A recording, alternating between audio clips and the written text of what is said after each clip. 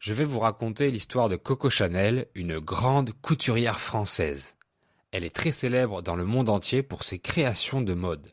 Elle a révolutionné l'industrie avec son style audacieux et son esprit visionnaire. Elle est passée d'une enfance difficile à la gloire internationale, je vais vous dire comment.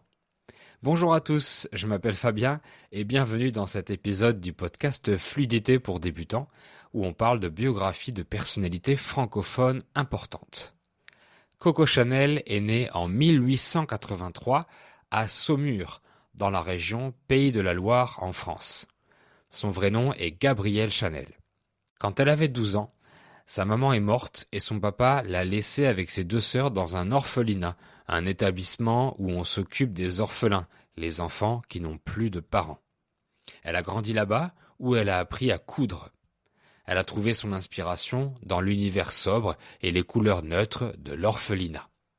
À 20 ans, Coco Chanel devient couturière dans une petite ville de France, en Auvergne. Mais elle rêve d'une vie meilleure. À 24 ans, elle commence à chanter dans des cafés. C'est à partir de ce moment qu'on l'appelle Coco, qui était le titre d'une chanson qu'elle aimait chanter. Un jour, elle rencontre un homme riche, Étienne Balsan. Grâce à lui, elle découvre la vie des gens fortunés et commence à créer ses propres vêtements. Coco Chanel invente des chapeaux différents de ceux qu'on porte à l'époque. Elle porte aussi des pantalons comme les hommes, ce qui est très rare pour une femme au début du siècle dernier. Les femmes des milieux mondains commencent à adorer le style de Coco. Puis, après sa relation avec M. Balsan, elle rencontre un autre homme riche, Arthur Capel, surnommé Boy. Il tombe amoureux et Boy l'aide à ouvrir sa première boutique de mode à Paris en 1909. C'est là que commence son succès. En 1913, elle ouvre une autre boutique à Deauville, puis encore une autre à Biarritz en 1915. Coco Chanel devient très populaire. Elle crée des vêtements simples et confortables, ce qui est nouveau pour les femmes de cette époque. La couturière libère les femmes de leurs vêtements trop serrés. Elle invente aussi la marinière, un vêtement à rayures blanches et bleues porté par la Marine nationale qui devient très à la mode. Mais en 1919, Boy meurt dans un accident de voiture. Coco Chanel est très triste, mais elle décide de continuer son travail. Coco se fait des amis dans le monde artistique avec qui elle collabore. Et grâce à ses relations, elle fait la connaissance d'un parfumeur russe, Ernest Beau, et ensemble, ils créent le parfum Chanel numéro 5 en 1921, un énorme succès. Durant les années 20, toutes les femmes veulent le Chanel numéro 5. Il devient très célèbre dans tous les pays et il est encore aujourd'hui le 3e parfum le plus vendu dans le monde. En 1926, Coco Chanel crée la petite robe noire.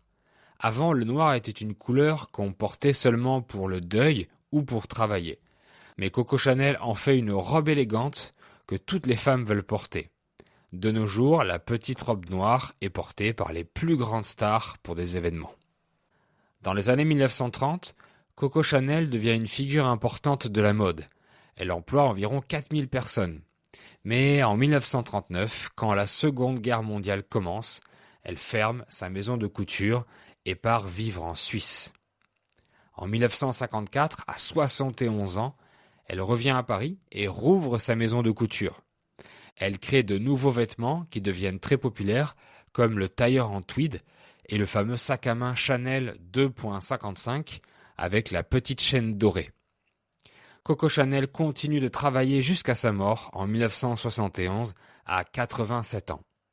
Aujourd'hui, Chanel est une marque mondialement connue, on la trouve dans beaucoup de pays, et elle vend des vêtements, des bijoux, des parfums et bien plus encore. Coco Chanel, surnommée Mademoiselle, est une icône de la mode française. Elle a libéré et transformé les femmes durant le XXe siècle.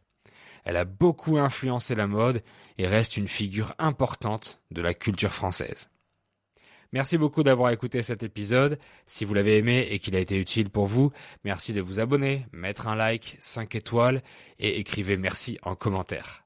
Réécoutez plusieurs fois pour vous entraîner à bien comprendre en lisant à la transcription française ou avec les sous-titres multilingues sur YouTube. À bientôt pour un autre épisode.